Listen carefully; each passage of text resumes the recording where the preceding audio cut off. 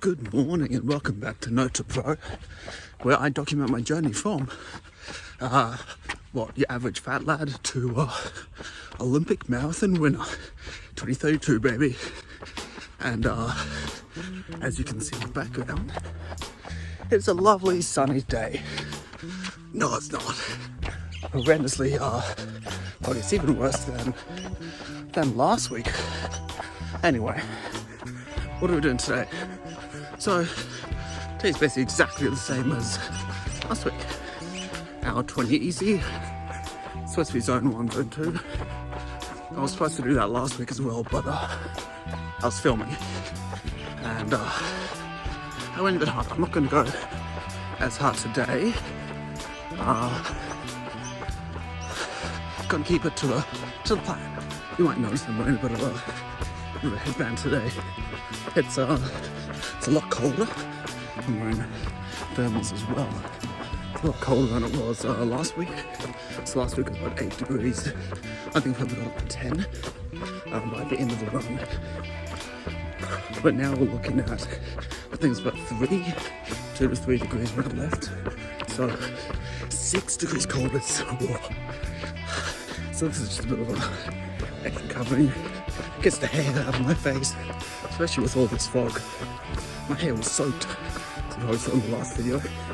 But thank you to everyone that liked, subscribed and commented. I think there was 2 main comments on the video, and it was basically saying, good luck, thanks guys, cheers. And yeah, you got a tough job ahead of you. Don't worry guys, I know. Now actually, interestingly enough, I looked at the analytics, and it's basically all men, 100% male audience. Where's all the women? You guys not interested in a transformation from a fat to a pro? Come on. Anyway, it was also interesting seeing the age group. It was basically all my age. So the biggest age group was 24 to 34, and then 34 to 45. So it's basically people under the age of 40. It's a bit of a time zoom. It's like 30 minutes into the run now. You can see, taking the hat off, taking the arms off, and a bit warmed up. I'm on a hill, and I'm like 10 minutes per K.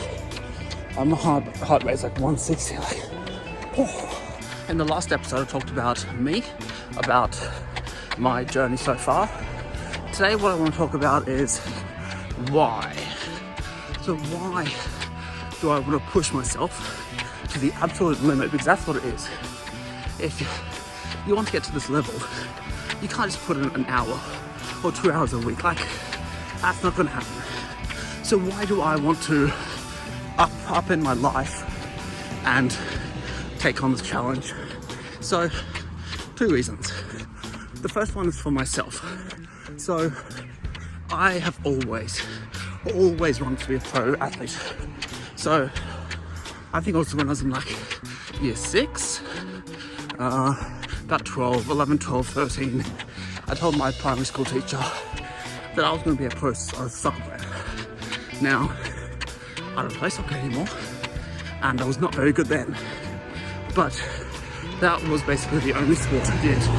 And so, if I said I wanted to be a pro athlete, I couldn't really think of any other sport. Then when I was in college, 17, 18, I started getting cycling. And I saw we were on a flight to South Africa, and I saw on the Qantas, with the little booklet they got, there was a advert for the Tour Down Under. I was like, holy shit, I want to race that. I was like, that looks so cool. I wanted to do that before I finished uni. And so I started really getting into it. And so the first 2 years of uni, I was started working about 20 hours a week. I did my cycling training. I actually ended up doing a little stint at the AIS for a altitude study. And actually That's my lowest weight ever. I'll put the picture up here. And yeah, I got pretty decent. I then took a year off uni. I still work probably 30 hours a week, but I could train a lot more. And that was the start of my gap year. I got really good. So last week I showed, I think, 3 weeks of training, and that was just before my big race, which, spoiler here, I crashed out, and nothing ended up happening with that. After I crashed out, I basically went back to uni, and I did uni, a little bit of running and cycling, and work, and that's where basically I got up to today, because that's all I've done since then. Like I've done some decent weeks, 8, 9, 10 hours, but I've never given it my all. And the reason I've always been doing multiple things at once is basically because of my upbringing. My parents never believed in me. They were like, nah, go get a stable job, go, you know, sport's just for fun. There's no point putting too much effort in because you'll never make it. Now, I was a fat kid growing up, very fat.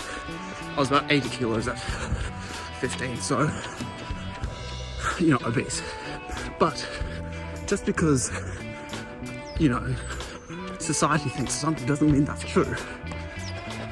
And so that's, I guess, my number one, or my first reason for why I'm doing this is to show, because I've publicly said, you know, to my teachers, like, I'm going to be a pro soccer player.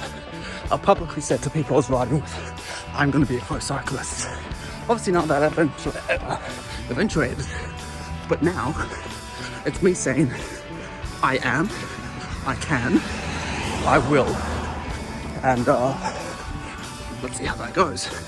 Now, number 2 is on a similar sort of vein, but so I've got a 4-year-old son, and I want to show him firsthand.